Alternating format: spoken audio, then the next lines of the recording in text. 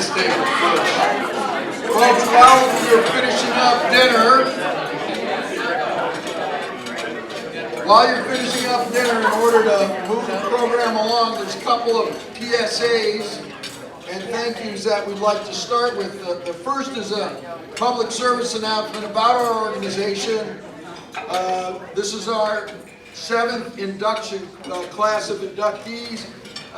We're very proud of the work that we do, and we're even more proud of the fact that we've been able to establish, through the good works of many people in this room, we've been able to establish a pretty significant scholarship at the high school for 2 graduating senior athletes every year. It's based on academic performance, athletic performance, and their behavior, obviously, and commitment to good works in school. We have 2 very special additions to our scholarship this year. One is the Fidelity Fund, which donated $1,000 in honor of Rachel, Brian, and Stephen Perry. Thank you so much.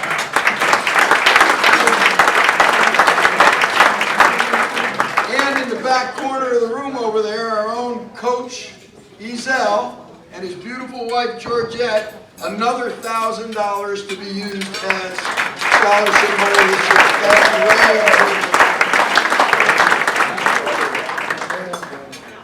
So we're very proud of the work that we do. We're really proud we're able to do that for a couple of our Han High School seniors. And it's an honor for me to welcome you all here tonight for this induction ceremony. For those who may not know me, I'm Steve Filippone. I'm the president of this organization, soon to be ex-president, retired, happy. Yeah, right.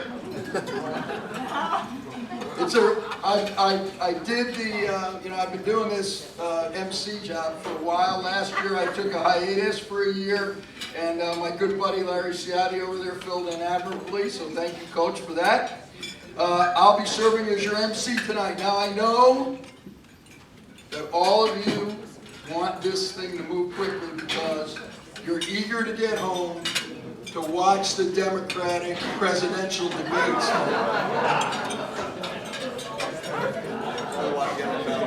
So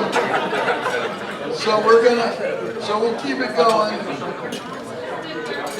Tom and Noreen, where's Tom? Tom and Noreen are laughing. They're both Republicans. They're laughing because they know that one of those people on the stage tonight is going to have to debate their president. That will be the best TV in the history of TV. But I just want you to imagine, President Trump taking on Elizabeth Warren. Right? Pocahontas, all that happy stuff. So anyway, we'll try to get you home for that.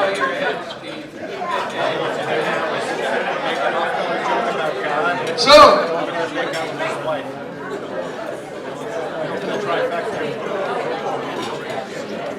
the Madison Athletics Hall of Fame will proudly boost its membership this year to 74 men and women, representing players from every varsity sport, coaches, and significant contributors to our athletic programs.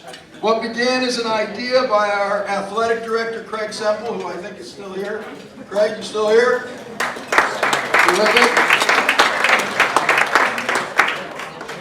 Began as an idea which was long overdue, has become one of the best nights of the year for our community. There are many details that need to be handled in order to get to this moment, and I'd like you to join me in thanking a few people who make it happen each year.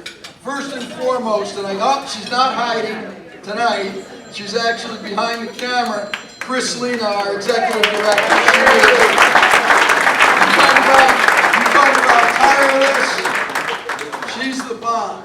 Okay, one day her name's going up on that sheet, no doubt. We couldn't do it without you, Chris. Art Simons, our nominations chairman, who compiles bios, runs really tough meetings to choose our inductees. Ken Conlon, he's our bookkeeper, and he preps all of these bios before they go into our really great program book. Then there's Bill Barker, ex officio. That's what I'm going to be next year, ex officio. And he is the coordinator of sponsorships, which is a fancy way of saying that Bill asks people for money.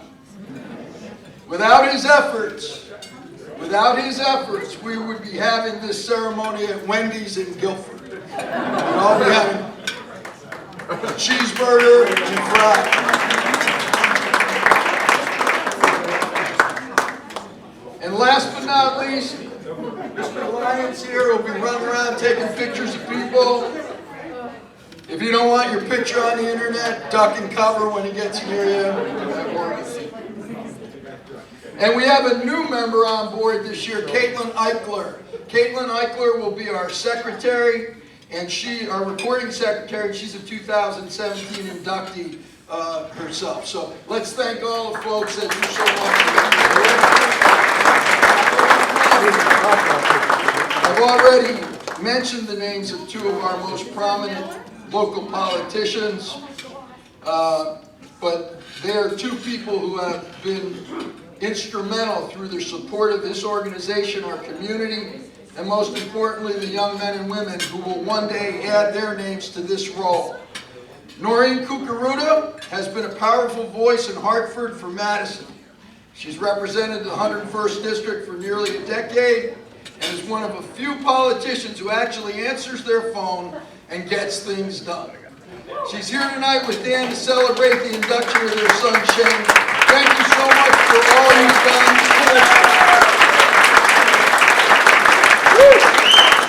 Thank you so much for all you've done and will continue to do to contribute to our community. Thanks so much, Noreen. And they say that when you only need to hear a person's first name to know who they are, they've made it big. Well, in Madison, we've got our own version. And I noticed that his competitor in the upcoming election uses both her names. So, not nearly as cool as Tom. He goes by Tom. He's our first selectman. He and his wife, Eileen, are the dynamic duo of Madison, and we will all be wishing you luck in the upcoming election, although you probably won't need it. I give you our first selectman, Tom Banish. He'd like to sit with you.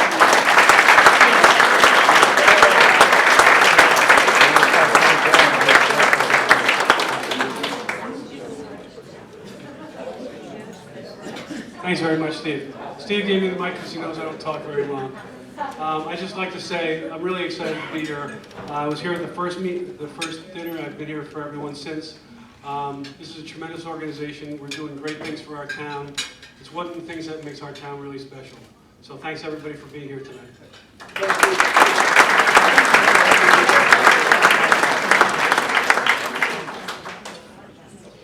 Just quickly, before we get going on the actual inductees, yesterday we observed one of the most painful days in American history, September 11th.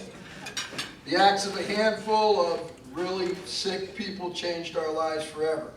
Yet the tragedy of that day transformed all of us. Flags flew, people came together with new purpose, and we committed ourselves as a people to remain vigilant, prepared, and relentless in our pursuit of excellence. Today, just one day later, we honor 10 people.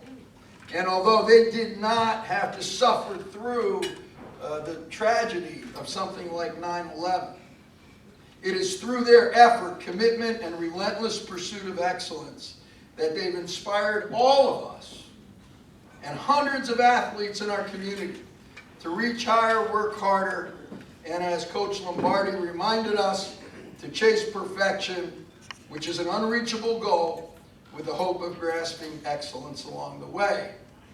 They are excellent, each one of them in their own right. They are our 2019 inductees into the Madison Athletics Hall of Fame, and it is time for all of us now to get to know them. First, Nurse Jan Carroll, DHHS, RN, and APR. Nurse Carroll, I first came to hand, Nurse Carol was already well into this process of being our team trainer. I can only say this from being a very young, impressionable, not knowing what the heck was going on guy. I'm sure Larry would vouch for that. He's shaking his head, absolutely. It was Nurse Carol who had a steadying tone, a way of dealing with our athletes and our coaches that allowed her to be significant in the lives of our players and a young coach like me. She taught so many things to so many people. In 1974, Janet Carroll volunteered to augment her skills as a nurse to include up-to-date knowledge of athletic medicine after the concept of a nurse trainer at the high school level was inaugurated. This followed an athletic medicine symposium sponsored by our athletic department to ensure better care of our athletes by expanding the nurse's role. Jan was a graduate of the Hospital of St. Raphael's School of Nursing, received her school nurse practitioner degree from UConn in 1981. For 2 years on weekends and during school vacations, Janet served as an apprentice in the Department of Athletic Medicine at Yale University under Dr. Peter Jokel, Director of Athletic Medicine, and Assisting Director of Orthopedic Surgery, Bill Dayton, Chief Trainer at Yale. The athletic medicine program was the first program of its kind in Connecticut high schools. She provided medical coverage for all boys and girls home varsity games, including night games, junior varsity and freshman games. Between 1975 and 76, Janet attended 87 athletic events, and in 1977, she attended 128 athletic events. In her role as nurse trainer, she acted as an advisor to coaches and athletes concerning various health and conditioning problems, diet, warm-ups, conditioning, all of those things. In October of 1977, Janet was the first female in the history of the Madison JC to receive its Distinguished Service Award. Governor, at the time, Ella Grasso, presented the award and lauded Jan as a woman of compassion and concern. Janet was a guest speaker and held numerous trainings throughout Connecticut. Jan Carroll was a kind and caring individual who was devoted to the health and well-being of all students within the Madison school system which she served. Jan passed away several years ago, and tonight, accepting on behalf of his mom, welcome John Carroll.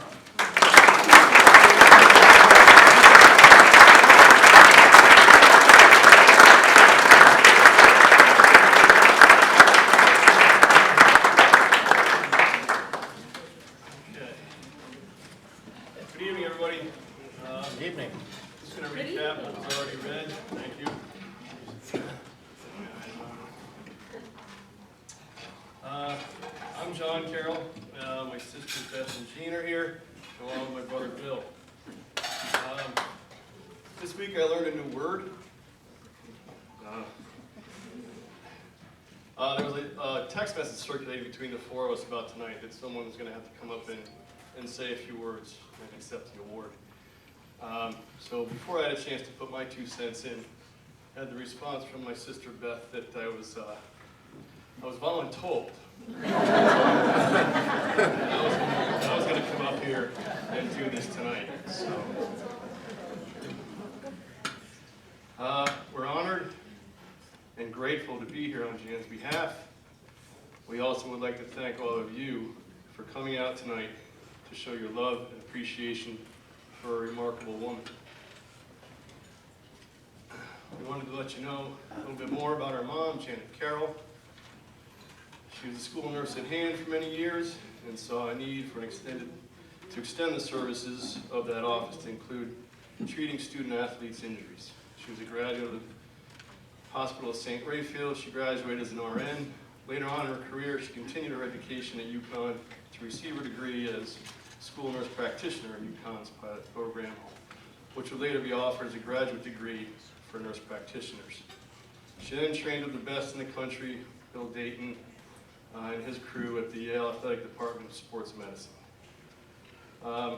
Even today, running into people from school, we get these unsolicited testimonials. Oh, you're Jan Carroll. You know, Jan Carroll was your mom. If it wasn't for her, my knee or my ankle or my shoulder just wouldn't be the same it is today. With the help of those around her, the administration, coaches, her friends, Ann Rameko, and Barb Healy and others, she was able to build up the program. The nurse's office at Daniel Hand was expanded and became a complete and fully operational sports medicine program, able to diagnose, treat, and rehabilitate sports injuries. By her hard work, strong will, and love of what she was doing, she inspired, mentored, and healed many over the years following. The program at Daniel Hand went on to become the first ever of its kind on the high school level statewide, and the model for other schools to follow. On behalf of Jan, our dad, Bill Sr., who worked behind the scenes quietly, and each one of us, we'd like to thank you for electing her to the Daniel Hand High School Athletic Hall.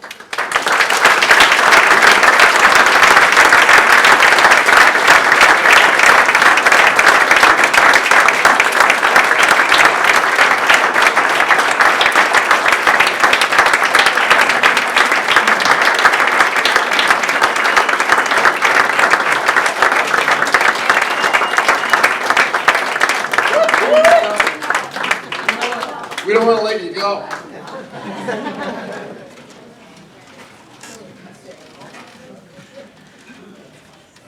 Powerful words from, her family. I can only imagine the impact that your mom had on all of you, knowing the impact she had on somebody like me. So,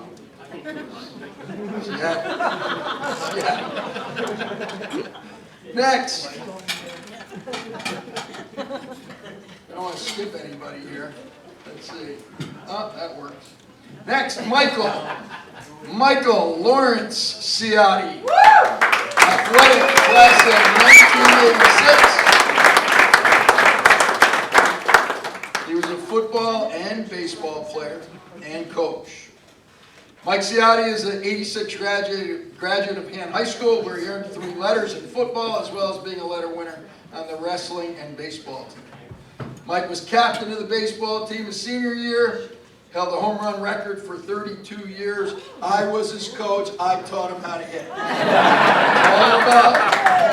It's all about us. He also was the starting center on Hand's 1984 football state championship team that beat Wilton in the only state championship game ever to be played at Yale Ball. In that senior year, he was selected as first-team all-conference center, first-team all-state, in both the Hartford and current New Haven Register newspapers. He joins his father, Larry, a former Hand football coach, like nobody knows that, who was inducted into the Hall of Fame in 2013. As a member of the National Honor Society, something his father never was in.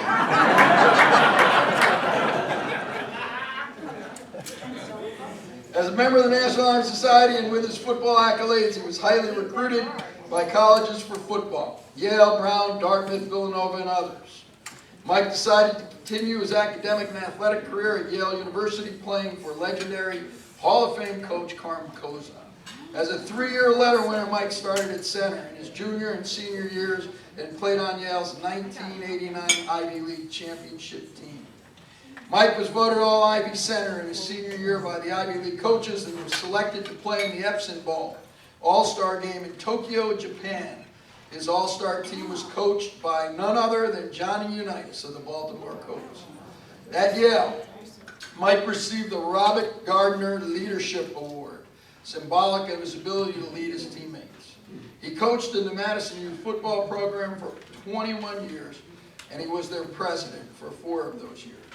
He spearheaded the league's efforts in developing meaningful scheduling along with weight limits and policies. In particular, he initiated Coaches Coaching Coaches, a yearly seminar for the youth coaches to learn from the high school coaches at Daniel Hand.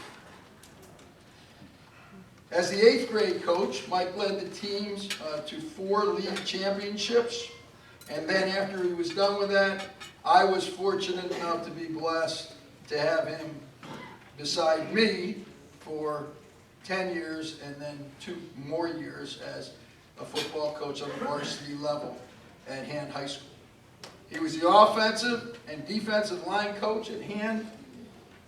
Later, he became the offensive coordinator, won a state championship as their offensive coordinator, and played an integral role in Hand winning 3 state championships.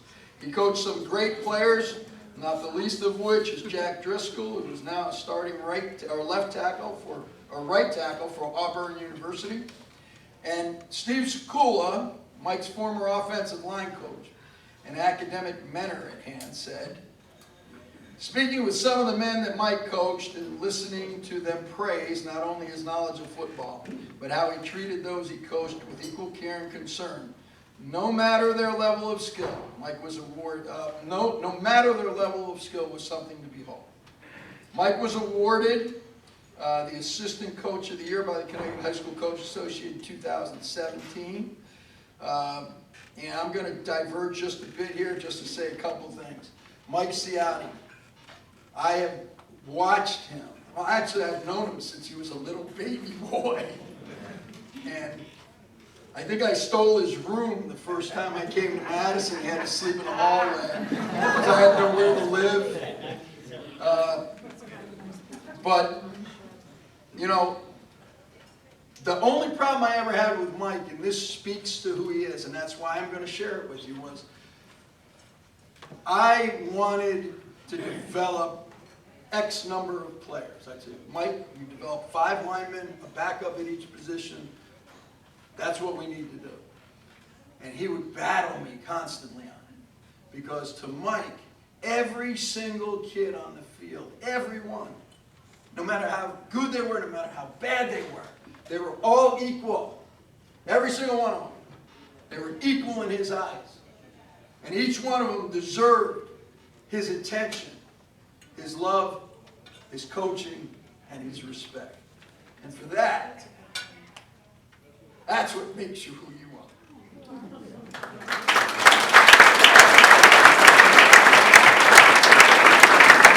Mike Ciotti.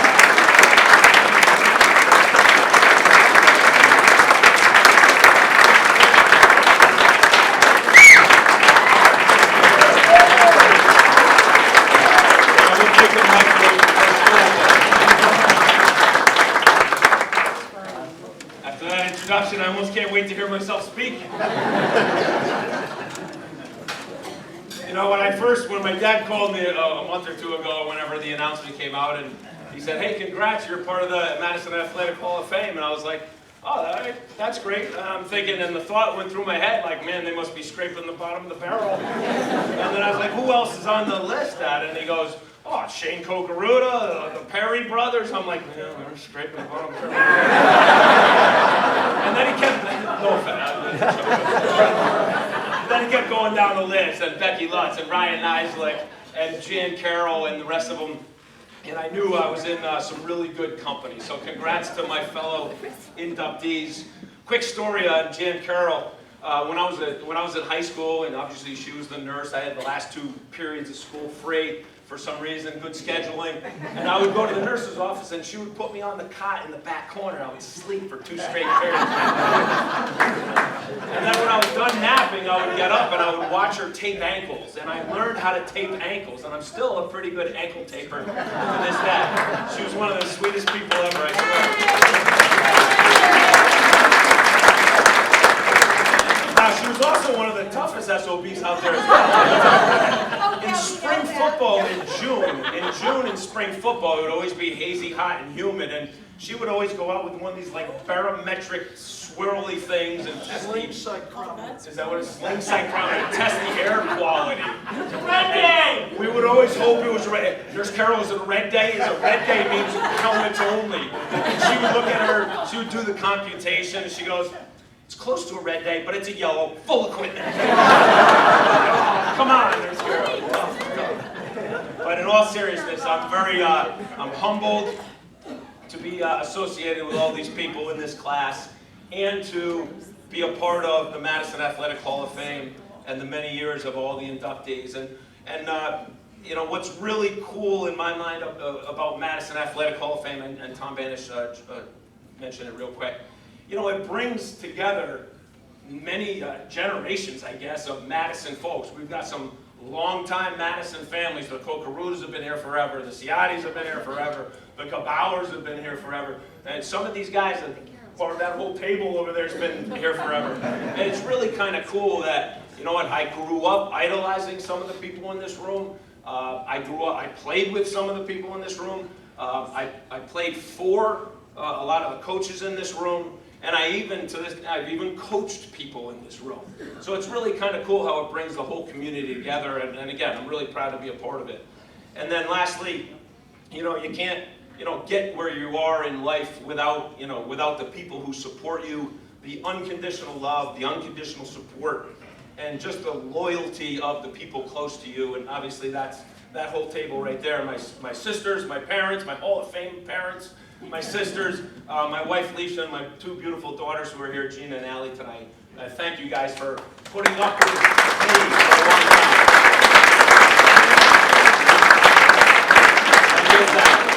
And with that, thanks very much. It's been an awesome ride so far, and I can't wait to listen to the rest of the folks speak tonight. Congratulations to everybody. Thank you.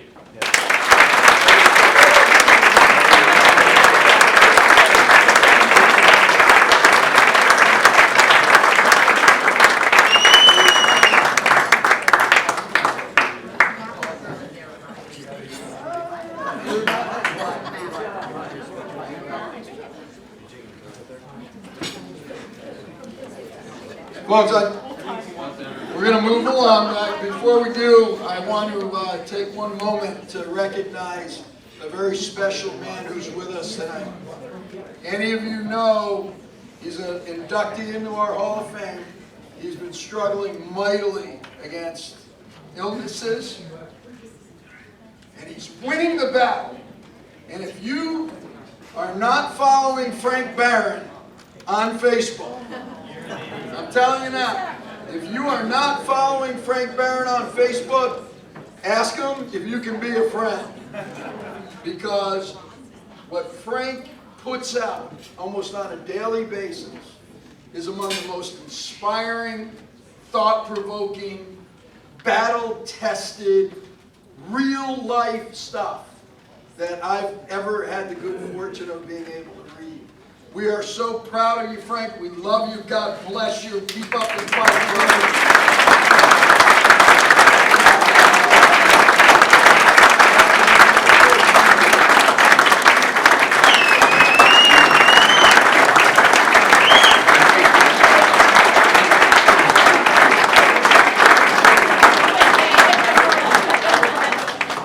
Next, an athlete from the class of 1997, Sarah Ellis Enos. Sarah graduated in 1997, was a 12-season athlete. For those of you who are bad at math, that's 3 seasons for 4 years. Every season, she was an athlete at Han High School. 3 sports: soccer, basketball, and track. She was the type of student athlete that Madison has always aimed to foster. She dedicated herself to achieving in the classroom and on the field and the court. And throughout the community, Sarah was a leader. In high school, she was a model of character, and her competitive traits were ingrained in so many former hand athletes as well. As a role model, she demanded the most of herself and also empowered and encouraged others to contribute their best. Sarah Ellis is the consummate teammate. She was a teammate identified by both peers and coaches as the one who gave the most, worked the hardest, while being the most supportive and enthusiastic every day. Soccer was a sport that allowed Sarah to garner the most recognition as a high school athlete. She showcased her athleticism and her overwhelming team impact. Sarah had an immediate role on the varsity soccer team as a freshman in '93, catching the eye of Hall of Fame coach Dave Scott with her tenacious determination. Sarah's field intelligence and desire to be a difference maker earned her significant defensive responsibilities, even against the most impactful of offensive opponents. She received SEC All-Hammonasset Division recognition in both her junior and senior seasons, helping her team to win to a winning record and successful runs at both the CIEC and SEC tournaments. Soccer was a sport Sarah chose to continue to play collegiately. In basketball, Hall of Fame coach Jim Babachi used Sarah's tenacity and determination. And Jimmy wrote something I'm going to read for you. Coaches have a vision of their perfect athlete, someone who works hard at practice, performs every drill at 100% each and every time, works diligently on skills and technique until they are completely mastered. The intensity of their drive and ambition is second to none and leaves their opponent, especially the one they have been assigned to defend, praying for the game to mercifully come to an end. If there's a loose ball, this athlete will be the first on the floor and fight the hardest to secure it for their team. Teammates admire and respect their leadership, which is one driven by example. Combine all that with sincere courtesy and kindness and a wonderful smile that lifts everyone's day. Sarah Ellis is one of those players. In 37 years of coaching, Sarah is one of the finest young women with whom I have ever had the opportunity to work. As captain of the hand soccer, basketball, and track teams in her senior season, Sarah was identified as one of hand's most significant leaders and honored with the Robert M. Duncanson Sportsmanship Award. She went on to play soccer at Endicott College, where she continued to be a leader. And guess what? A captain again. Sarah Ellis Enos lives in Beverly, Mass. with her husband Steve and their two daughters Riley and Taylor. She's a full-time mother and a part-time front office healthcare assistant. She also continues to be active as a golfer, runner, and in friendly family games of soccer and basketball. Sarah is also happy to share this honor with her parents Bob and Loretta Ellis and her brothers Alan and David, all of whom were loyal, positive, and supportive fans in all of her pursuits. Sarah Ellis, Enos.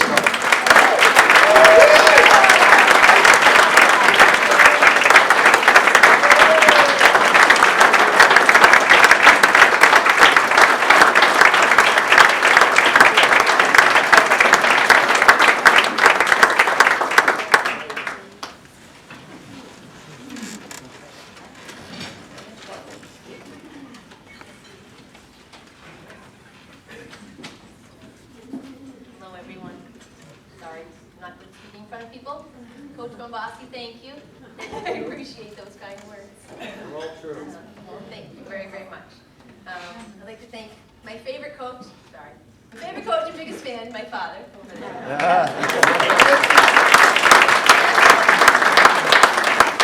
Started me from the beginning, coached me from when I was a little kid all throughout high school.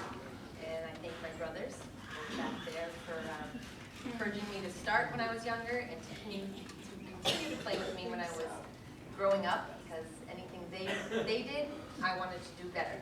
I thank my mom for all your support in dealing with the craziness of being in season constantly.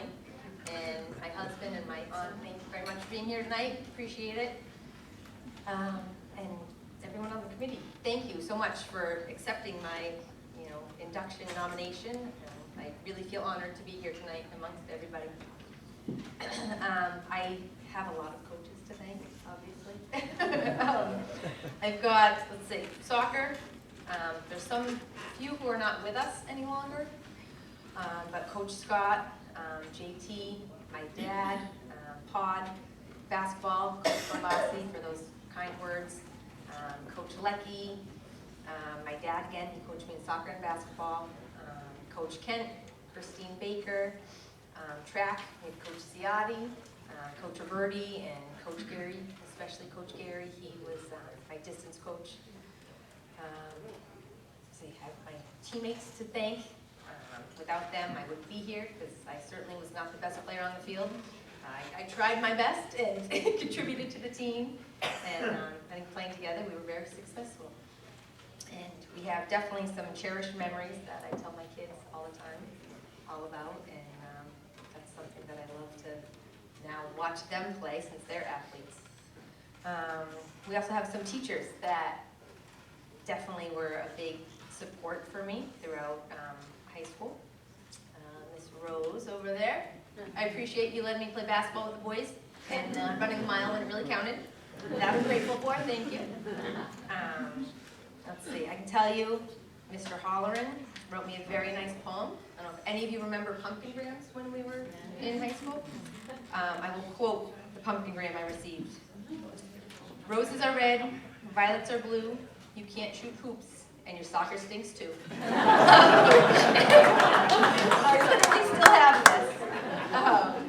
And to quote one more teacher who I wish was here tonight, Brooksy, I think he'd be proud of all of us being inducted.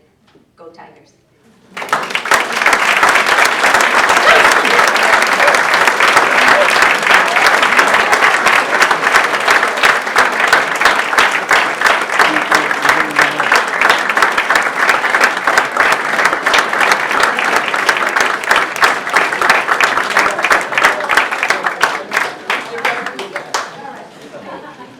Bob, you're going to get a hat out of this. Good thing.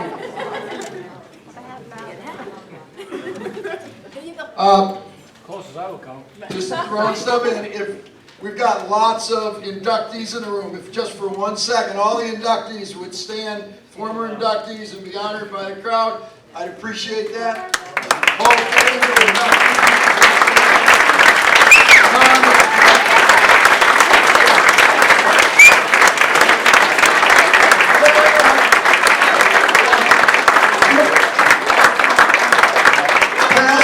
Past and present. You can sit down.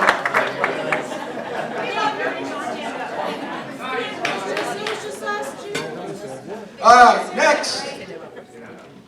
Lawrence Buddy Hall. Hey, how about, let's hear it for Lawrence Buddy Hall.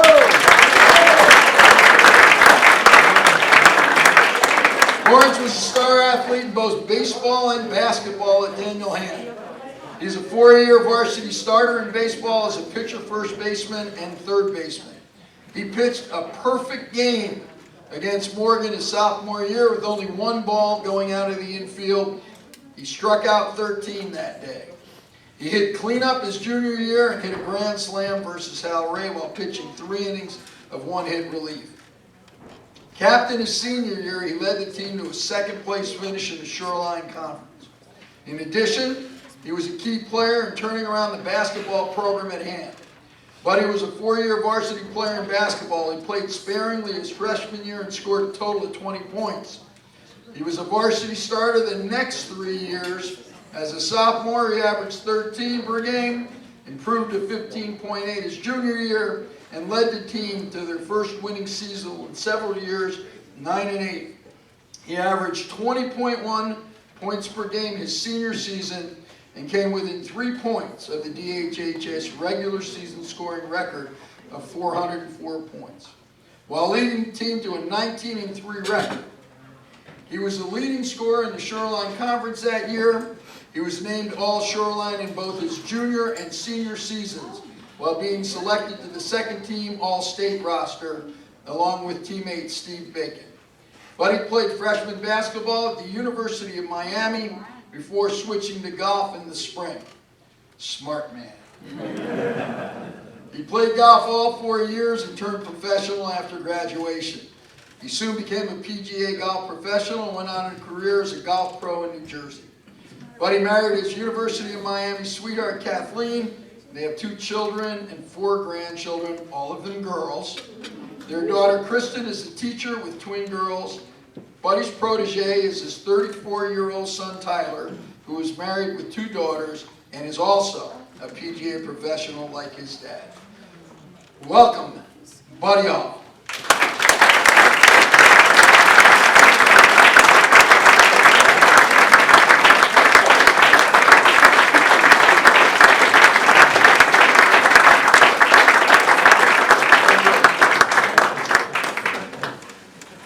So much. I'm very humbled to be in the presence of all these great athletes and great people in this town. Sorry about my voice. The last few years have been a little tough for me. But I have to say that I owe a tremendous amount of the success in my family and my world to Coach Barker. He taught me humility at a very young age, which I probably needed. And so I thank you so much, Coach. To this day, the best basketball coach I ever had. So I just wanted to put that out there. Awesome. And then Jerry Flood was our baseball coach, and he had a couple of kids that were hell of a players in Madison. But one of the greatest things, Jerry Dahlberg, who is also a Hall of Fame in Madison, he was my idol. So we go way, way back, you know, a long time. And I said, I want to be as good as him. And, you know, if I had known I was that close to the record, I would have taken one more shot. But it's been an honor, and it's been great. And I met my wife at the University of Miami, and we have a son who just lost by a shot today in the PGA, New Jersey PGA Championship, which he finished second last year, but he played in the PGA Championship at Bethpage this past year. And that was just an awesome opportunity, and hopefully he'll be out in San Francisco this year playing. But basketball and baseball were so important to me, and I'm paying for the injuries. I just had shoulder surgery, and I'm doing pretty good, Coach, right? Range of motion. Yeah, I'm trying. I need the nurse. But it's just been an amazing ride, and I'm so proud of Madison and the athletes. I remember when we had a fundraiser to get glass backboards in our high school gym. I didn't even know it was like pulling teeth. Dr. Pike might know. But now I pulled down to where I made my bones on our basketball courts here at the beach, and I see glass backboards out in the lot. I said, man, times have changed, and it's been awesome what this town has grown. We played football. We didn't have organized football in the school, but there's a person here that's near and dear to sports in Madison. He was my neighbor. And an inspiration, Dick Select. Dick, stand up.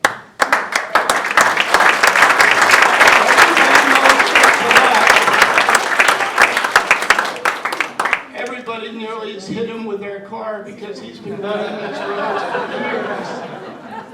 But I remember when we started, he tried to develop a football program, a club in the town.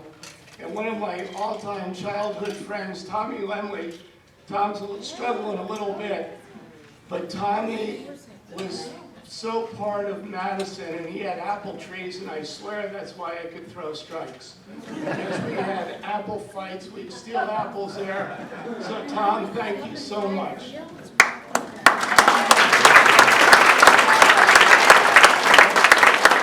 And Tom, thanks during one of Dick's practices at the Island Avenue School. We had a tackling drill. Tom tackled his guy next to me, hits me in the head, and I had a concussion. And maybe that's one of my issues. I had double vision for a long time, and it was, but we were the start of football in Madison, and what Coach Ciotti has done for football in this town, it's just amazing. In Wayne, New Jersey, we have a guy, Coach Olson, whose son plays for the Carolina Panthers. Greg Olson, and he's considered the families are so similar in the development of a program and champions and scholarships. There's a lot of families that probably owe the Ciotti family a lot of respect for the money that they've brought in for scholarships. So it's just an awesome thing. And I thank you so much, and I'm so thrilled to be a part. Pop Polson was a principal at Island Avenue School. He brought me in one day, brought me in a lot of days, I hate to say. But he said, you know, buddy, I was your father's teacher. And I was just thinking, my father, I think, was in the class of 35 in Madison. My two brothers graduated. My brother, Glenn, who's 3 years older, he was class of 65, and my other brother, class of 66. And we didn't have a lot of great role models other than a Jerry Dahlberg and a Tim Flood and an Eddie Hansen. So we had to kind of do it on our own, but I owe so much to my older brother who kind of paved the way. And he said, make sure you call me tonight. He said, I wish I could be there. He's in Florida. And he goes, make sure you tell everybody that I had the high score in the game. And the coach might remember, Glenn Hall, he was a 2-minute man, but he shot about 6 shots every 2 minutes. And he said, I totaled up 32 points. I outscored you. So it was just an awesome honor to be here. Thank you so much. And I hope I come back.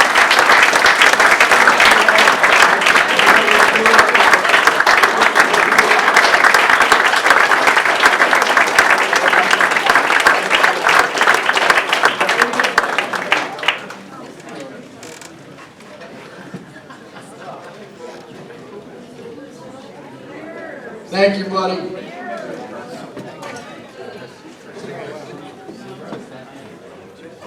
Chris, where are we on?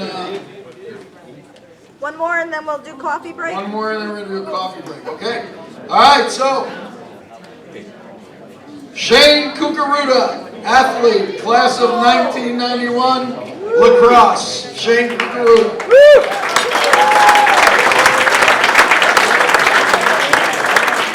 Shane Cucaruda remains one of the greatest lacrosse players ever to wear the black and gold.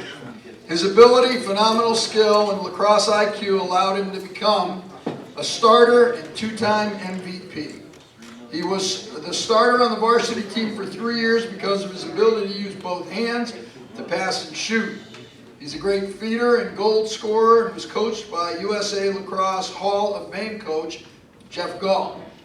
Early on, Shane's role was to create offense and distribute the ball, earning him an All-State Honorable Mention nod from the state's coaches for his superior play. His unique ability to understand each game situation allowed him to transform into another coach on the field. His innate ability and lacrosse knowledge gave his team a tremendous advantage. His team leadership was key during a remarkable run in the early 90s with many hard-fought championships.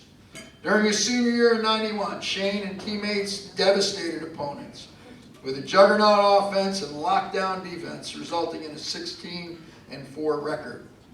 Under Hall of Fame coach Frank Barron, nationally known for his offense-mindedness, the Tigers used a savvy run-and-gun style of play that allows Shane to unleash his skill with goals and assists. Barron recalled scouting reports of his team always included notes that opposing players needed to steer clear of Cucaruda because of his excellent riding ability, which made him the complete player. Shane's numbers jumped remarkably by scoring 201 points in only 2 full years of play at hand.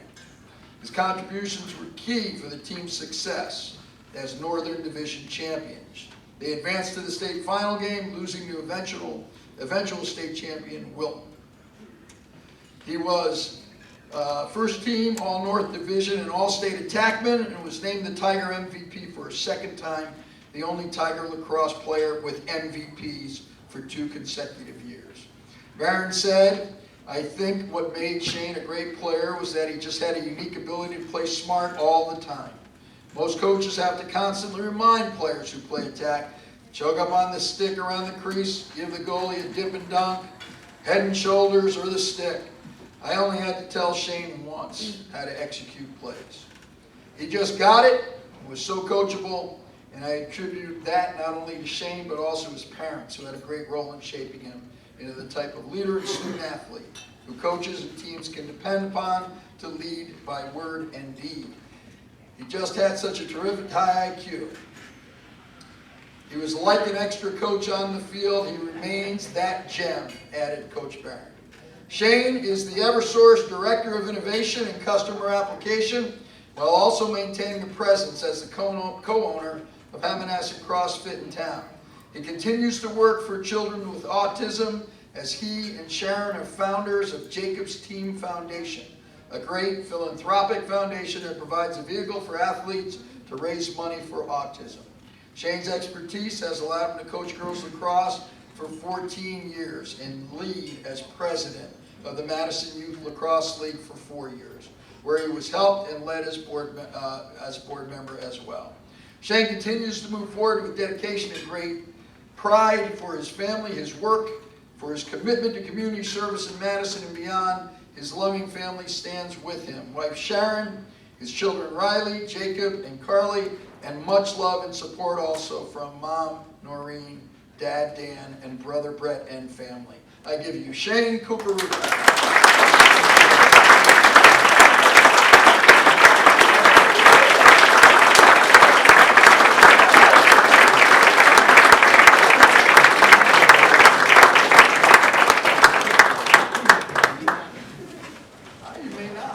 Do I need the microphone? I'm pretty loud.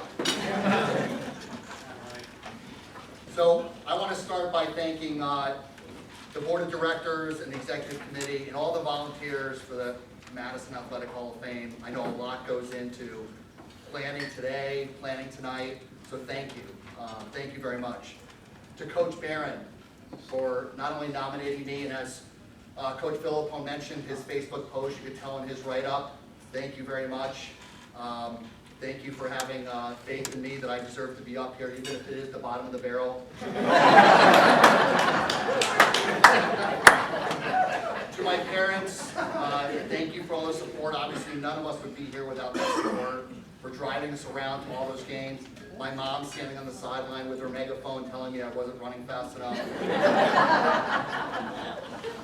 To my wife Sharon and my 3 kids, Riley, Jacob, and Carly, for embracing my love of and passion for lacrosse, and to my 2 girls for giving me a second and third career in lacrosse as I lived through them. So yes, I am out in the field with you when you're out there. And to the rest of my family and friends that are here to support me tonight, thank you very much for coming. To my fellow inductees, I'm amazed and reading through, and I want to thank the committee for putting me before Becky and Ryan. I know it was alphabetical, but I know you planned this, because when I read their stats and their accolades, I feel much better about going early. I'm especially grateful because I'm going to be going in with several friends. So the Perry brothers, Brian and Steve, I've known them. They were my brother's best friends growing up. And when I was a small, pudgy kid, they used to beat up on me. So after years of therapy, I was able to get over it. And now we're friends. Mike Ciotti, and I've taken the glasses off for this. You had glasses on before. You can all tell he's much older than I am. Thank you, Mike. So Mike was one of those larger-than-life football players that us younger guys looked up to. But since that time, through athletic sports, youth sports, town programs, and our kids, we've become good friends. So I'm very excited about joining this class of 2019 and joining it with a bunch of incredible people, incredible athletes, and good friends. So besides my parents, you know, probably the greatest facet of my life in terms of growing up and learning came on the ball field. You learn so much during sports and athletics. And then thinking back around the skills that it takes to be successful in life, a lot of those start earlier on the ball field from our coaches, you know, with our teammates. Things like communication, teamwork, dedication, resiliency, leadership. Those are all skills. We don't know it at the time because we're dumb teenagers, but the reality is those things are starting to take hold. And thinking back to my high school days and all the lessons that I did have, I want to share a few stories of ones that stood out. And surprisingly enough, they don't necessarily have to do with lacrosse. So the first one, so when I was a freshman, the varsity football team, sorry Larry, this is your last year, was not that great of a year. But our freshman team was awesome. So there's a tradition, I don't know if it still exists today, but there's a tradition where there's this thing called kahuna. And it's a sort of rite of passage for freshmen that at some point during the season, you don't know when it's going to happen, at some point during the season, the varsity and JV are going to come over, circle you, tackle you, and maybe beat you up a little bit. So part of this was the anticipation that this was going to happen at some point. So the whole season went on and on and on. And eventually, there was like a week or 2 weeks left in the season. Varsity goes as if they're jogging around the field. They circle the freshman team. and they chant kahuna, kahuna, and then they come in, they tackle us. So this ends, they go away, and Coach Flanagan, Jim Flanagan, pulls our team in, and he says, "Are you gonna let those losers do that to you? They don't have a winning record, you guys do." So somehow he convinced us to go and kahuna the varsity. So we go jogging out, we're running around, and we circle, the varsity sitting around stretching, and we circle the varsity, and we start chanting the kahuna. So what happens? They get up and beat us up. So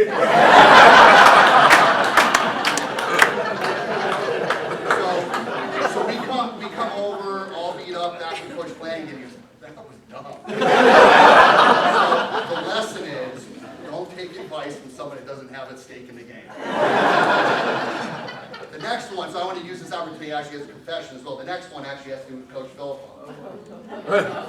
So I actually went away to school my sophomore year. My parents wanted to get rid of me, so they sent me off to gunnery for a year. And I came back to finish my junior and senior year again. And so it was the second week of football, and we were getting in, and I made the decision to quit football. So I remember walking into what is now Polson, and I remember exactly as if it was yesterday, walking in, finding Coach, and telling him that I decided to quit. And the look on his face of disappointment, maybe disgust, you could decide, still haunts me today. So, you know in the movies when the camera, someone walks into a room and they see someone in their past and they zoom in, all of a sudden it backtracks to when they were like a little kid? I live in this town, I see him like every week. I get that every week. I saw him at Brother Mike's the other day, I'm like,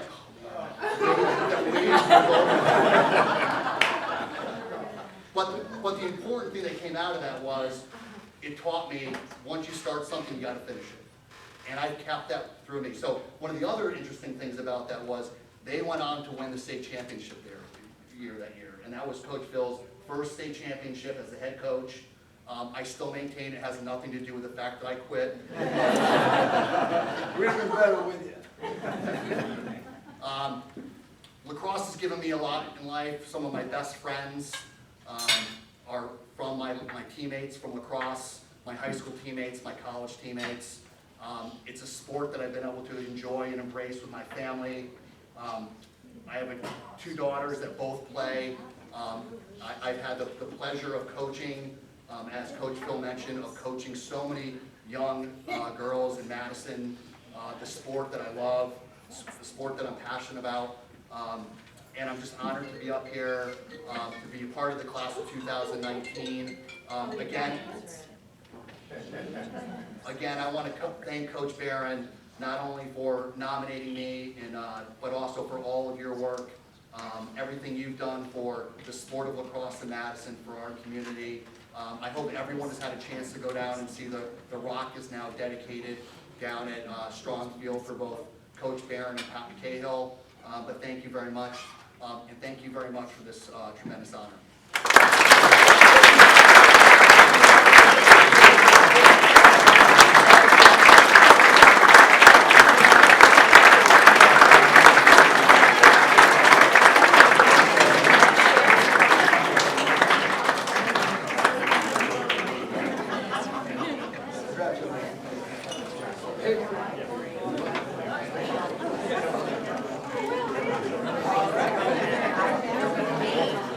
Okay, guys, we're going to take a 5 to 8 minute coffee break.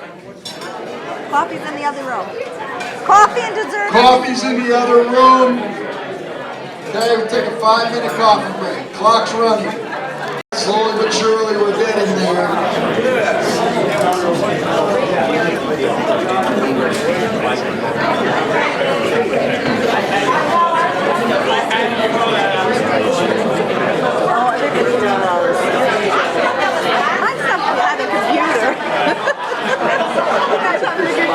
Oh my God.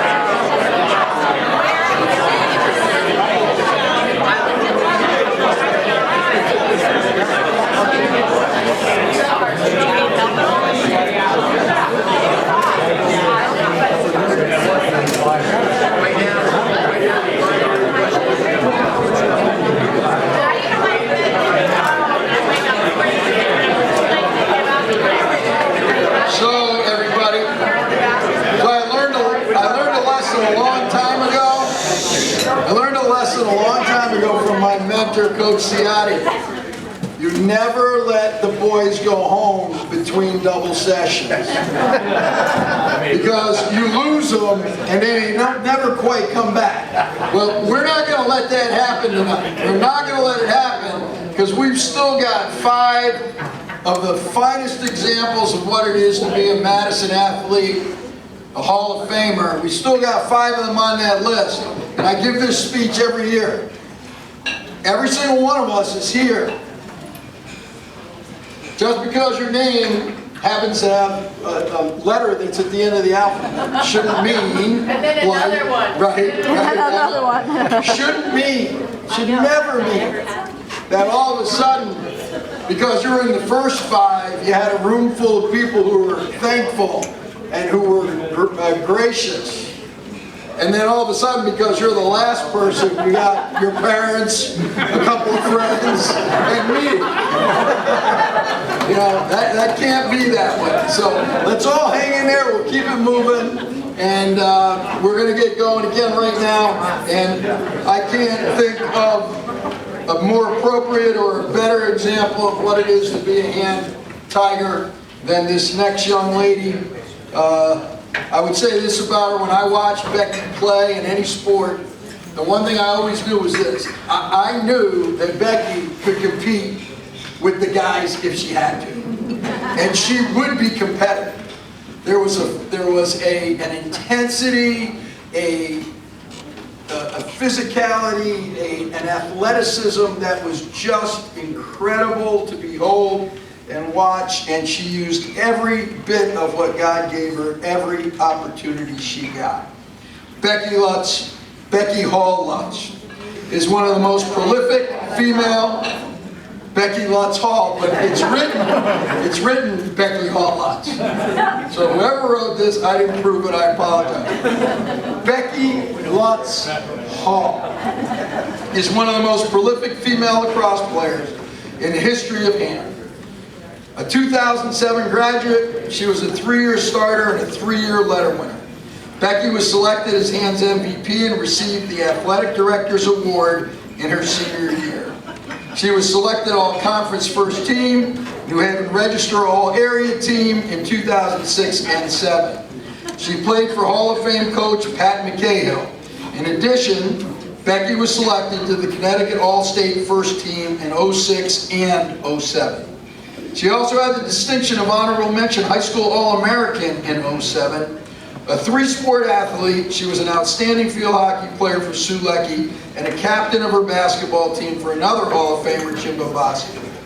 Hand field hockey coach Sue Leckie said, "Becky was the fiercest competitor that I have ever coached. She challenged her field hockey teammates to rise to a high standard, in fact so high that Becky single-handedly motivated the team to the finals of the state championship." Kevin Sedlecki, girls lacrosse coach, added, "Just by will, effort, and enthusiasm, she could make game-changing plays. I want Becky on my team." As a result of her success, she was highly recruited. She chose Gettysburg College to continue her education and lacrosse career. She holds the Gettysburg record for ground balls. And for those of you who don't understand lacrosse, the ground ball is the most significant, in my opinion, Coach Barron, the most significant part of the game. Turnovers. Because there you go, but every time you get a ground ball, you give your team another possession. And possession in lacrosse is everything. So for Becky to be the record holder for that, unbelievable. She was a captain of the 2011 team that went on to become the 2011 national champions in Division III. Her fierce desire to compete, her dedication to lacrosse has brought her many accolades. Becky received Gettysburg's prestigious Eddie Plank Award for MVP, First Team All-Centennial Conference in her junior and senior years, Centennial Conference Player of the Year in 2011, NCAA Defender of the Year, and that's where she got all those turnovers. Defender of the Year in Division III, and she was selected to the National Senior All-Star Team. And her many achievements led Becky to her selection to the NCAA's College All-American First Team in both 2010 and 2011. Becky certainly has etched her name in the sands of time for Daniel Hand High School. She is married to Matt Hall, and they have an 18-month-old daughter. Becky works for the Wall Street Journal and lives in Fairfield, Connecticut. Becky Lutz Hall.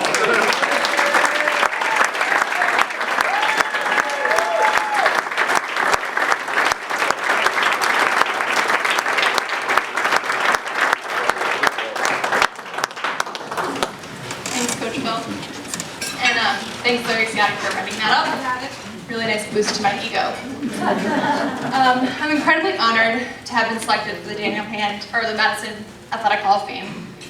Regardless of what my stats, abilities, or accolades may have been in high school, to me, sports were so much more than that. They were where I felt the most comfortable, a place I knew I belonged. So to be recognized in the Hall of Fame means more to me than just being a good athlete. It means that the path I've chosen for myself is the right one.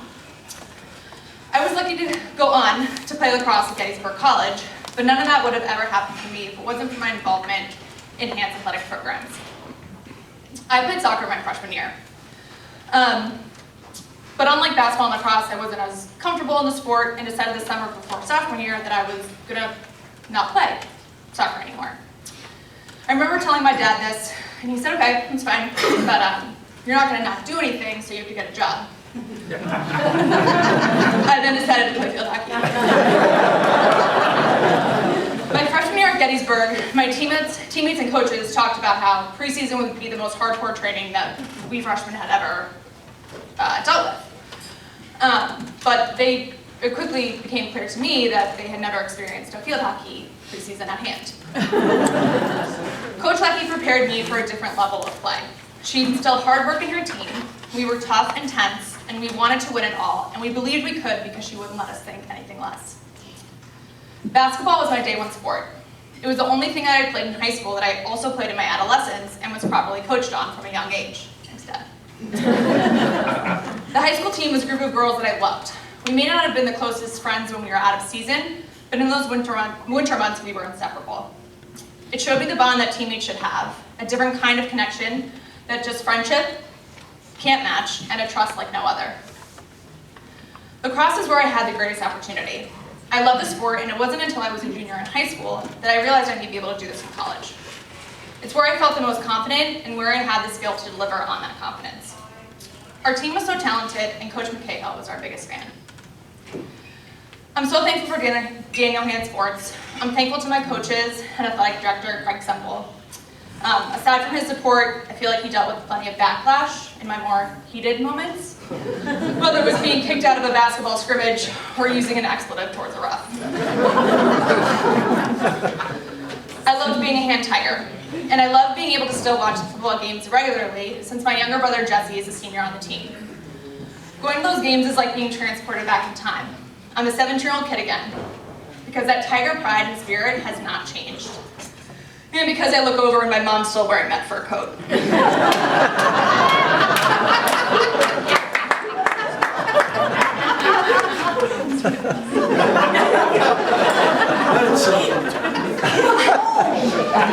I can only hope my children are able to have a similar experience and find a love for sports that my husband and I both share.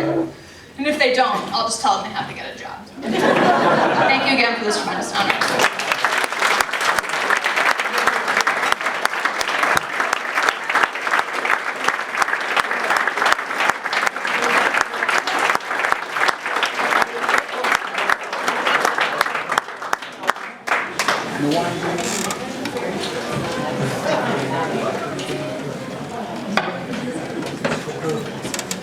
Shane, check your plaque. I think I gave you the wrong one. You didn't get one. Oh, that's why. It's up here. Come get it.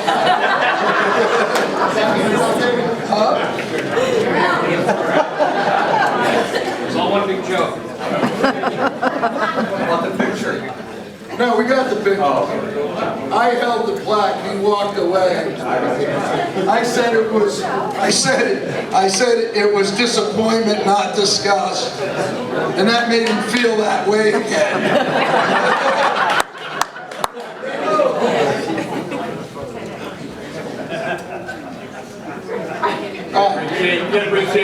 We're going to do this again after we're done. You and me. All right, next. Athlete, class of 06, football lacrosse, Ryan Nizelek.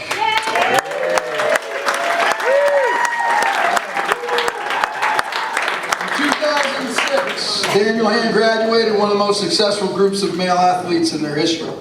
Those seniors who played in 2 league championships and 4 state championships in several different sports were led by number 9, Ryan Nizelek. Ryan attributes much of his success as an athlete, and Ryan and I spoke on the phone as I had to write this, and I was really amazed, and his fiance actually clued me in on this too. She said, I was listening, he was on speaker. She was amazed too that you gave so much credit to your teammates, which I thought was a wonderful thing.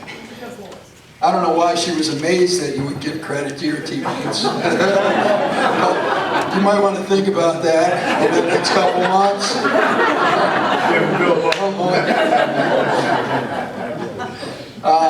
Ryan attributes much of his success as an athlete to the group of friends and teammates who pushed each other toward excellence from youth sports through high school.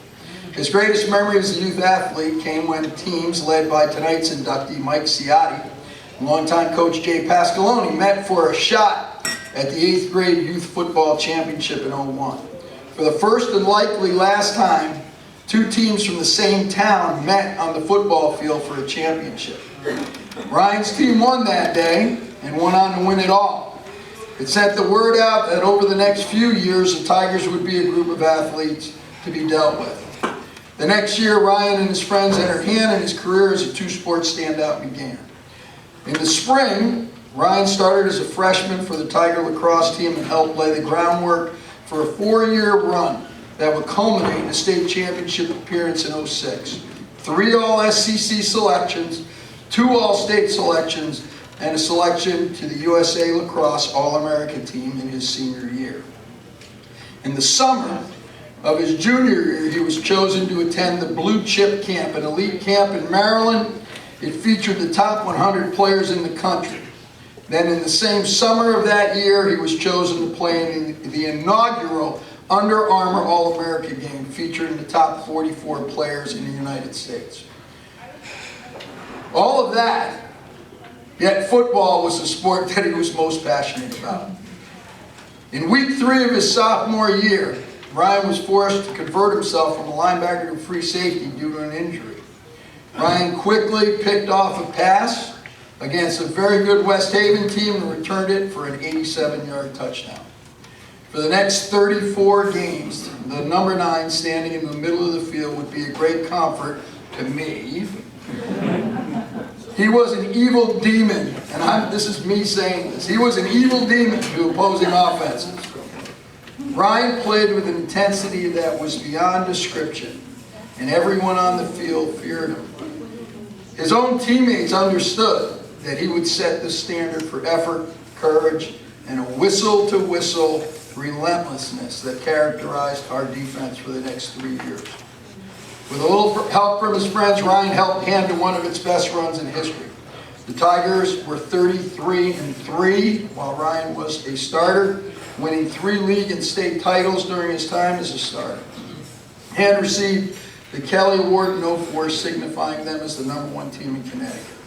Ryan was All-SEC twice and was selected to every Connecticut All-State team as a senior. Longtime defensive coordinator Steve Sekula said watching Ryan play was like watching a tiger hunt. He knew what to expect, reacted with a smooth, effortless gait, culminated in a ferocious strike from which his prey had no chance of surviving. He was born to be a free safety. Scott and Carrie might disagree. Ryan cites playing with all his longtime teammates and friends in the '05 state championship game against Hill House as his greatest high school moment, walking off the field champions with his friends after having lost so many great players from the 2 previous seasons. Ryan had options to play Division I football but turned them down. when Coach Dom Starsia, one of the most respected college lacrosse coaches in the country, and the Virginia Cavaliers came knocking. Coach Starsia convinced Ryan that he could be an immediate contributor in their program, and in Ryan's words, Charlottesville was not a bad place to hang out either. Turns out Coach Starsia was right. Ryan became a 3-year starter for the Cavaliers and played in 3 Final Fours while winning the prestigious ACC championship his junior year. He was selected as a USILA Collegiate All-American in his senior season and was awarded the Cass Family Scholarship by Virginia, given to a senior who characterizes the virtues of leadership, dedication, selflessness, and compassion for others. Upon graduating with a degree in history, Ryan was selected in the 3rd round of the Major League Lacrosse draft of by the Boston Cannons. He was the 27th player picked and stepped immediately into a starting role. He played for the Cannons for 4 years before deciding that it was time to step away from organized sports for good. He still walks without a limp, unlike his dad. Ryan currently works in Dallas, Texas. He'll be married in November to his fiancée Lauren in Nashville, Tennessee.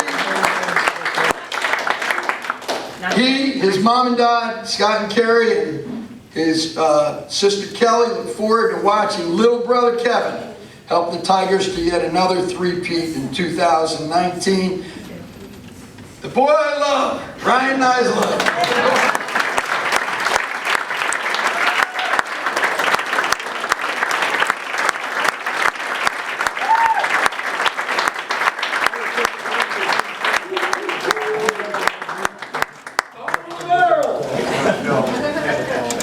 No, this is, honestly, it's quite an honor to be up here. I mean, when you look around the room, there are some really special people that, generation to generation, and I think it was Mike that said it, have impacted everybody's life. You know, when you see, Coach Faulkner and Coach Philippone and Coach Barker, Coach Ciotti, Mr. Ellis, I think Ray Zell was there at one point, but. And even though I'm up here for lacrosse and football, I think that Coach Ezell would have something to say about my basketball career as well. But thank you to the committee for the nomination, and thank you to Coach Phil for pushing me through in this nomination. For those of you that don't know, Coach Philippone's both of his sons are 2 of my closest friends. So I'm one of the lucky few that was fortunate enough to have my face ripped off on a Friday night, go back to his house after a win, and hang around the misery. But,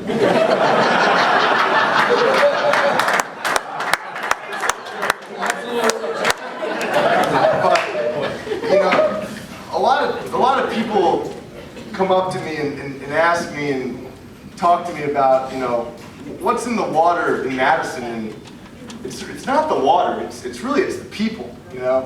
It's the community, and it's the way that this town supports the values that you get out of athletics. Teamwork, adversity, passion, competitiveness, being part of something that's bigger than yourself. And for me, being nominated for this and being inducted into this Hall of Fame, it's just an incredible award to receive, and it's a total validation of what those virtues and what those sentiments mean to not just me, but to everybody in this room. It's been communicated. You can't do that without certain people. And when I was talking to Coach Phil, I was dead serious. I mean, I could not have achieved what I achieved without the people around me. I was blessed by God to have the ability to catch a football, to catch the lacrosse ball, but that is such a small piece of it. And this table here, the support that they've shown me, the support that they've shown my friends, the community, still to this day, my dad is coaching football. How long have you been coaching? Like 25 years? just as long as Coach Mike's got it. I mean, my dad started coaching youth football in 1997, and he's still doing it. It's wild, you know. But my family, you know, I can still, to this day, you know, I've played in front of, you know, 500 people. I've played in front of 1,000 people. I've played in front of 50,000 people, and I still hear my mom's voice and you know, 50,000 people run harder and hit harder, you know, and whatever. But it's truly the people that make all of this so much fun. You know, my family's been, you know, extremely supportive throughout the years. My teammates. When I think about guys like Kevin Philippone, when I think about guys like Andrew Davis, you know, Mike Lutz, who's here, you know, those are the guys that you grow up with, and you grow up dreaming about winning and being champions and pushing each other, and really taking on the qualities that you need to have in life to succeed. And when you look around and you meet someone from Madison, Connecticut, they're typically a successful person because they're typically an athlete.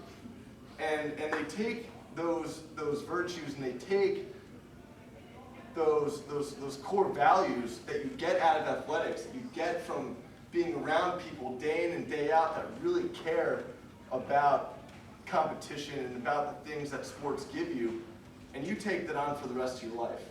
And for me, it's the honor of a lifetime to be up here. It's something that I've worked my entire life for. You know, my mom and I were just talking about it.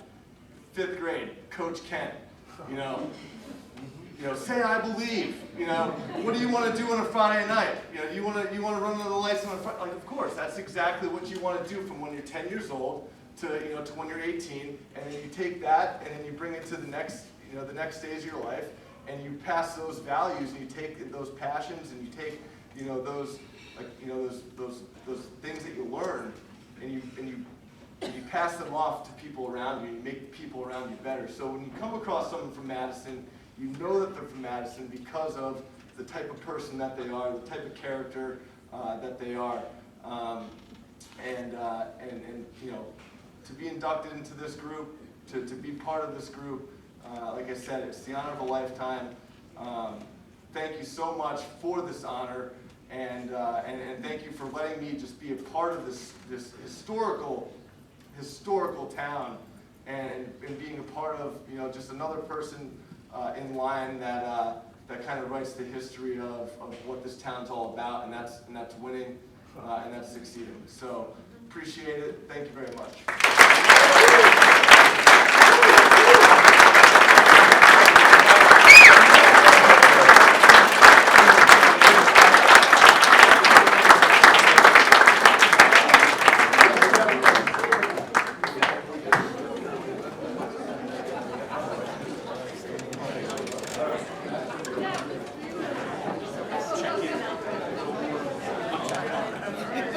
So it's obvious that if you ever watch Brian play, you know he gained a lot of concussions. But by the way he talked, I assume he didn't get many, which is good. It's good. Well done, my friend. Well done. So we've got a couple of twins coming up. So for those of you who don't know, I'm a twin. Okay? And seeing as my twin's not here, I will tell you all I was the far better athlete in the pair. He's not here to defend himself. Later on downstairs in the bar, the Perry brothers will have a small fee pay event where they will debate and determine who the better player was of the two of them. So meet in the bar afterwards. We're going to start with Brian Perry, athlete, class of 1988, soccer. Brian Perry is one of the top defenders in the state and one of the finest players ever to play. He was a 4-year varsity player and finished with 6 goals and 19 assists from the defensive position, which is very unusual. He was a co-captain with his brother Stephen in '87.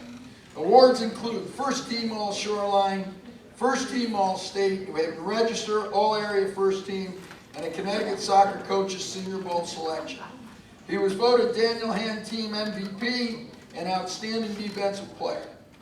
Brian was a defender and midfielder at the University of Connecticut, playing for Hall of Fame coach Joseph Marone. He played in 3 NCAA tournaments and won a Big East championship. At the time, UConn was ranked in the top 20 national poll for 3 seasons and played the very best teams in the country. UConn teammates included Dan Donegan, runner-up to the Herman Trophy Award winner. He also lettered for the UConn football team as a place kicker in 1993, when his soccer career came to a close. What was your longest field goal? 10 yards. Oh, and so it begins. I threw you a softball, man, and you knocked it out of the park. Brian played 1 season at Colgate University, where he started all 18 games at center midfield. He played with ESPN's Rob Stone and notched 2 goals against Bucknell in a tournament game. As a coach, Brian seeks out the best competition and believes ultimately that it's in this environment where growth occurs. Brian began coaching by assisting hand coach Bob Faulkner to several state championships and earning the school's first ever Adidas NSCAA top 25 national ranking in the country. That team included Daniel Hand's first high school All-American, Andy McConville, who is a Hall of Famer. On the girls' side, Brian coached his sister Rachel Perry, another Hall of Famer, to consecutive high school All-American awards. Brian continued to play on some very good teams through his mid-20s in Boston and finished his career with over 30 national finalists. Still involved, Brian now coaches his daughter's teams, where it's not all about soccer, but the special moments that come with the territory. He credits his dad, Kevin Dolan, and Bob and John Faulkner for their influence and time. Brian and wife Carrie happily spend their days watching and coaching their 4 granddaughters, Caitlin 16, Rory 14, Kylie 12, and their 4 daughters, not granddaughters. There's no way your 16-year-old has a child. Their daughters, Caitlin, Rory, Keely, and Finley, in the Connecticut Rush program. Okay, ladies and gentlemen, this is when you've been hit in the head too many times. Brian Perry.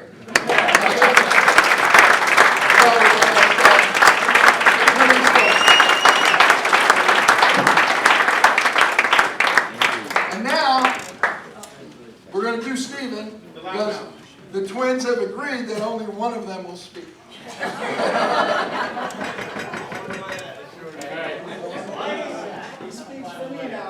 Stephen Perry, athlete, class of '88, soccer.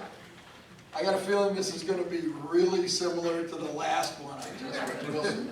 A forward striker, Stephen was considered one of the most dangerous soccer players in the state.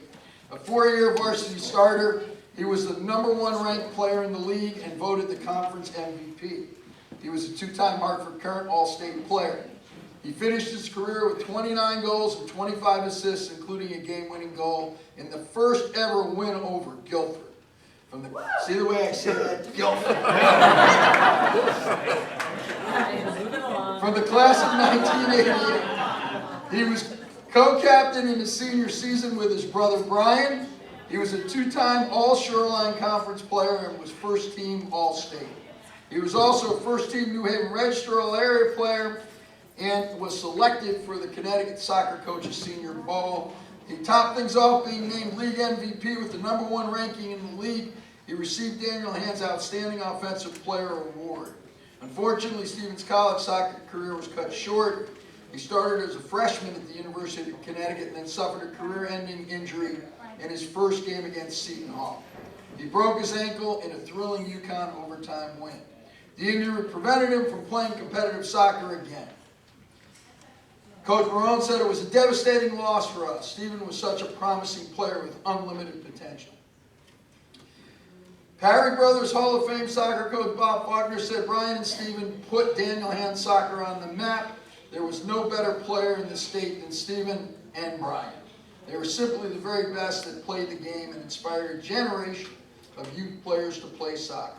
University of Connecticut men's head soccer coach Joseph Marone commended Faulkner that he was never seen a better high school soccer match than the game between Daniel Hand and Bethel in the state quarterfinal soccer match. Brian and Stephen were both recruited and attended UConn the following year.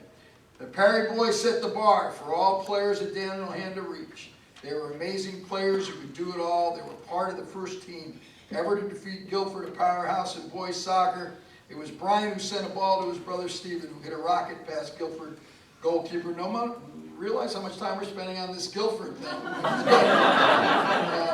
Who hit a rocket past Guilford's goalkeeper, Adam Cohen, to give Hand the first win ever over Guilford boys soccer team. Faulkner ended by saying, Brian and Stephen have received many awards, honors, and accolades. I'll always cherish the wonderful memories these two players have given me over the years. Stephen Perry. And now, come on.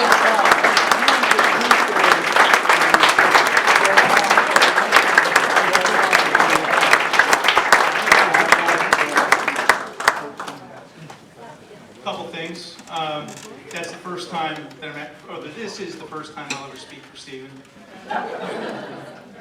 I want to thank the football program for letting me know that Kahuna was what we did to Shane Kukuruda growing up.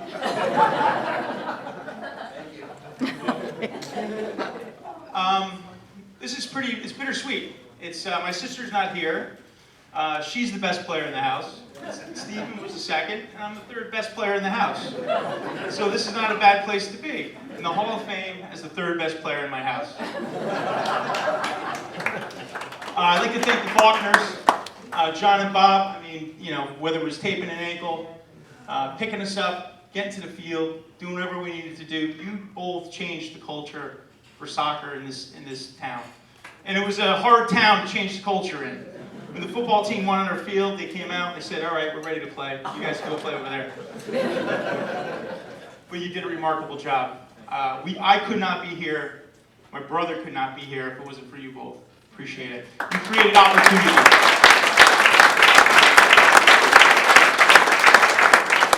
The soccer program was a little struggling when you both came along. So there was no opportunity to play outside of the school season. We did play club ball, but you guys created as much opportunity as we could get. And the 7 or 8 boys that played Division I with us, the Brady Myers of the world, the Brian Shaskys, you have as much part of that in their career as you did with my brother and I. Thank you. My best soccer story, I'm going to tell right now. He's 13 years old. John Garvey, who played in the MLS, was in the car. He was in the middle seat with my brother. I was with Matt Renault in the back seat. He played at Boston College. Old Buick station wagon, looking out the back. My brother decides to tie a French fry to a kite string. Why a roll of kite string was in her car, I don't know. It's going about 400 feet down the highway, and we're looking at it, and a guy in a 240Z rolls his window down and tries to grab the French fry.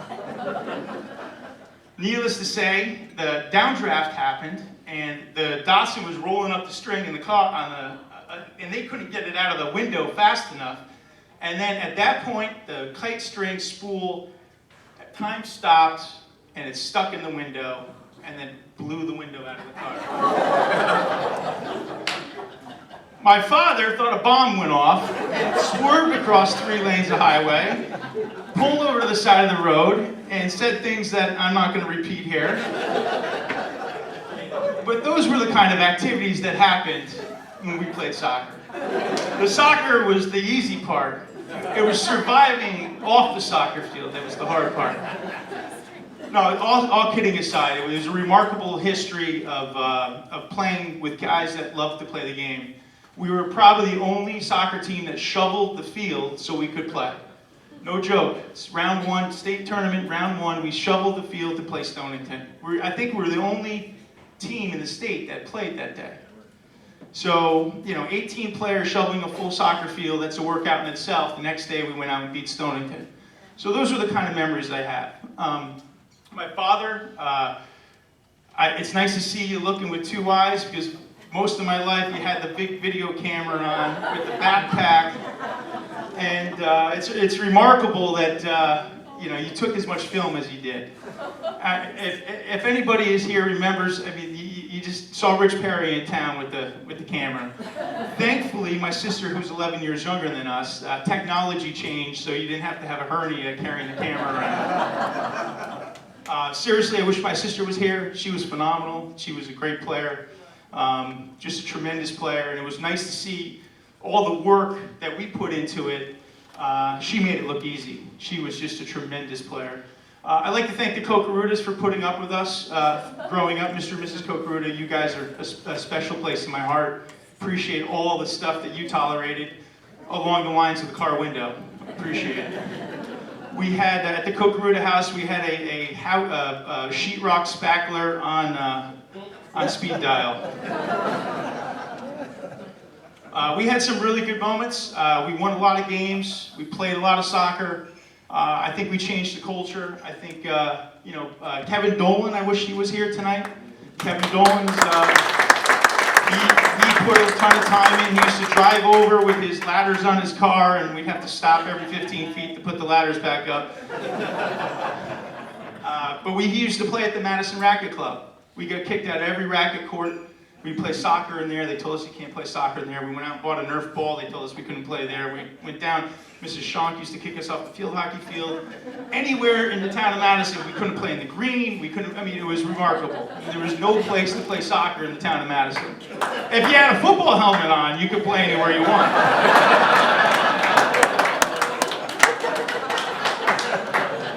I see Coach Gebauer. He tolerated my weak Little League skills. He was the official butter maker. I remember you, you could yell at me right now and I'd get down low in my second base. There's some remarkable people in this room, good friends, teammates, coaches, parents. I want to back up what this young man said. I got sneakers older than you, by the way. He still looks like an athlete. We need more of these guys around. It's just a great town. It really is. We live in Killingworth, and we feel like we're in Madison. So that's where we used to go drive, and now we're another window blown out situation. I want to thank everybody here. I want to thank the committee. I want to thank the people that nominated my brother and I. It was just a real pleasure to work as hard as we did to play the sports that we love. Thank you very much.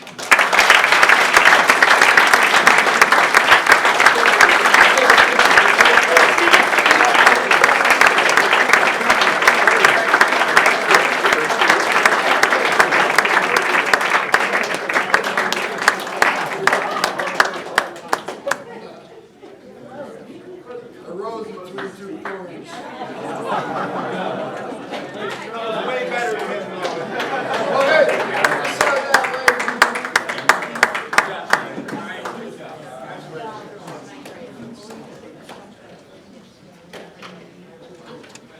All right, we have gotten to that place where the people with the last three letters in the alphabet know their hand up. And this is a very special young lady. I had the good fortune of knowing her family throughout her life.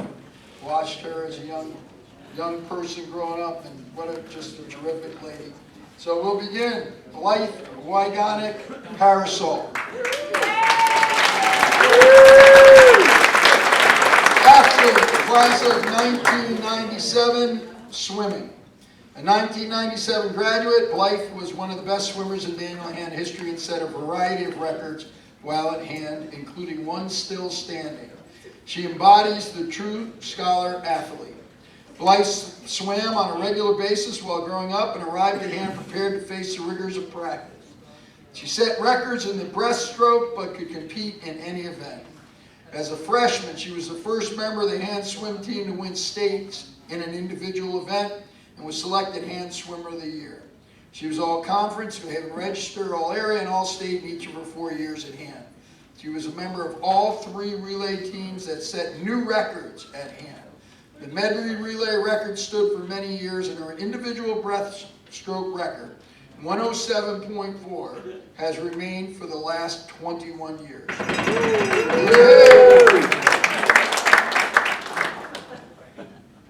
How many laps is that? Lots of them, right? Yeah. Blythe served as the tri-captain in her senior year, graduated as a senior scholar at the top of her class, and was selected as an academic All-American for swimming. In addition, she received the Yale Book Award, the Art Award, the Physical Education Award, and was elected to the National Honor Society. Blythe continued her education and swimming career at Brown University, majoring in international relations. She was all Ivy as a sophomore and a member of the record-setting relay team. She was team captain her senior year and a member of the Ivy League championship teams in 98 and 99. She was committee chair of the Student Athletic Advisory Board and was an NCAA Foundation Leadership Conference nominee. Following her undergraduate education, Blythe attended Santa Clara Law School in California, where she was the technical editor for the Santa Clara Law Review. During law school, she received a variety of academic honors and published several papers. Upon graduation, she returned to the East Coast, settling in Rhode Island. She worked for Edwards and Angel LLP and served as in-house legal counsel for Johnson & Wales University in Providence. She was able to remain at home with her children while they were young and established a successful cookie business called Blythe Bakes. She re-entered the legal field in the past year as in-house legal counsel for the Brown University Investment Office. She continues to be involved with the Brown Women's Swim Team by serving as the chair of the Friends of Brown University Women's Swimming and Diving. Blythe believes the support of her family, devoted swim mom Ralph, dedicated swim dad Ronald, and teammates and sister Erica Wygonic, class of '95, and member of Dartmouth College swimming and diving team, forged her strengths as a swimmer. In addition to swimming for Daniel Hand, Blythe swam year-round for the USS Club team, Omni Swim Club in New Haven, Connecticut. For a while, it appeared, Blythe lived in the pool. Did you get all Blythe currently resides in Narragansett, Rhode Island, with her husband John and her two children, Joe 9 and Julian 6. She continues to ocean swim, surf, and bake as her hobbies. Blythe Wygonic. Wait a minute.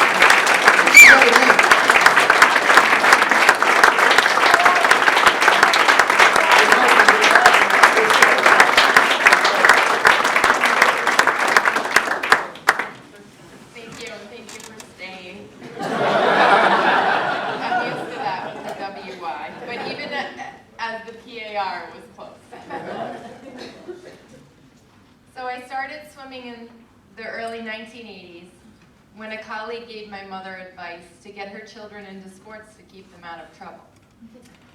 She signed up my sister and I for a summer swim team when I was 4 years old.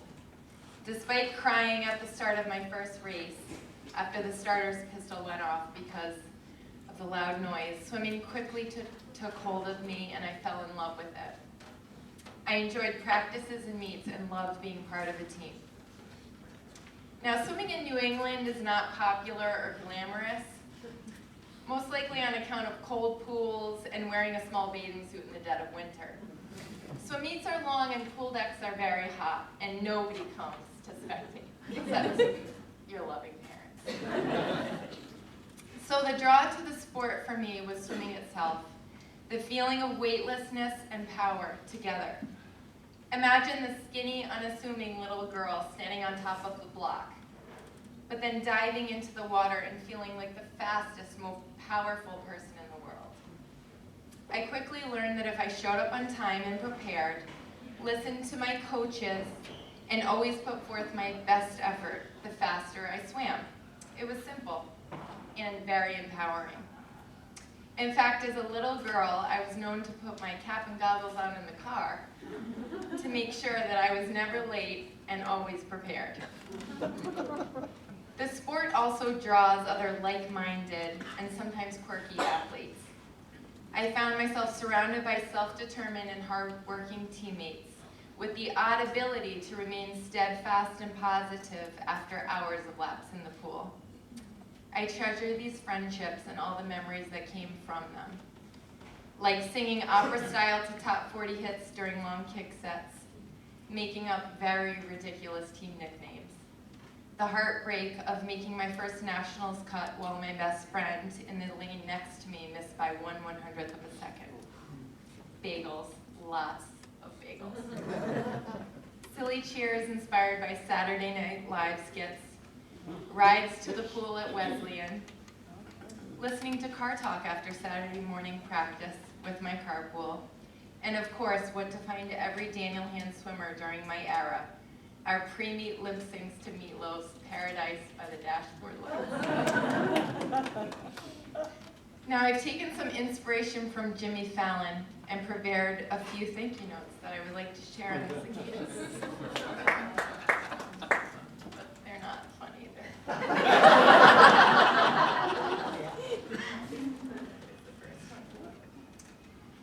Dear Madison, thank you for this honor. I'm humbled. Thank you for your gift of a wonderful education and for boundless opportunity. Thank you to all of your dedicated teachers and coaches.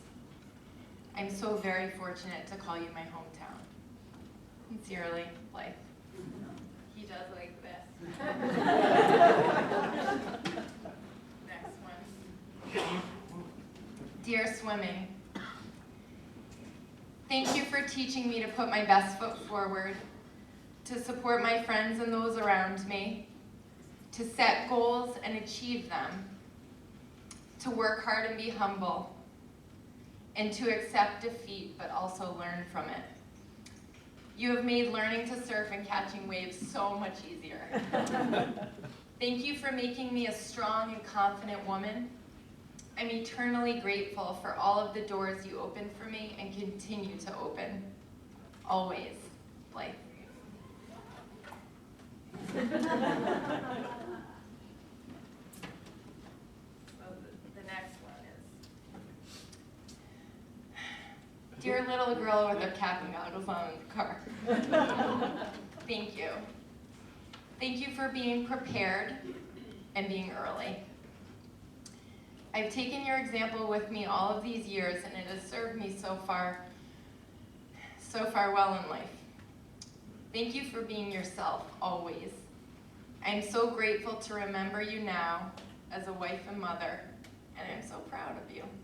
Your friend, Blake.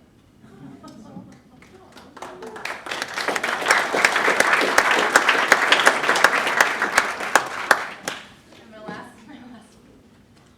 that Paladin's probably gonna cry. Dear Mom, thank you for signing Eric and I up for swimming. Thank you for driving us to practice and for spaghetti and waffles. Thank you for helping me wake up for morning workouts and encouraging me not to quit swimming when I turned 13 and had a teenage moment. Thank you for being so dedicated to Erica and me, and for recognizing my potential and keeping me focused on my journey to achieve it. But most of all, thank you for teaching me what a good mom is and what a good mom does.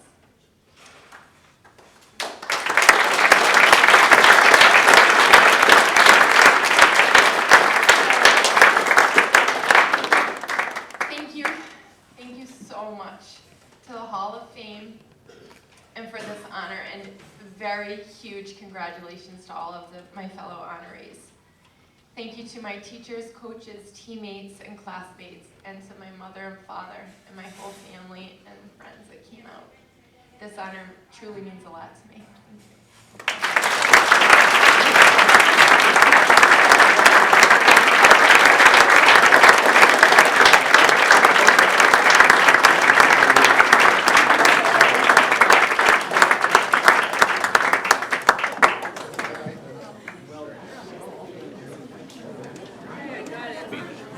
All right, folks, just hang out for 1 second. Just sit for 1 second. I promise I won't keep it, but we do this. I say this to you at the end of every night. This is a moment where we honored 10 wonderful people. We've honored 74 people. We're giving out scholarships. We're doing great things with this organization. But in order for this momentum to continue, we need everybody who understands how important athletics is, coaching is, to be a contributor, to be someone who gives back to their community. What Ryan said, what Blythe echoed, the idea that the products that we're sending out of this community, wherever they go, they stand out in their communities. That's because of the work that the people in this room do, that the people in this community do. If we don't nurture it, if we don't care for it, if we don't build on it, we'll be just like everybody else. And we're not like anybody else. We're really not. We're not like anybody else. Let's grab on to what we have. Let's take it to the next level. Let's make sure that for the next 20, 30, 40 years, we're hanging a banner. We've sure as heck got plenty of people to honor. But let's take the message to everybody who will listen that Madison should be proud, should understand the importance, the relevance, and the integral role that athletics and athletes play in this community. Thank you all for being here. God bless you.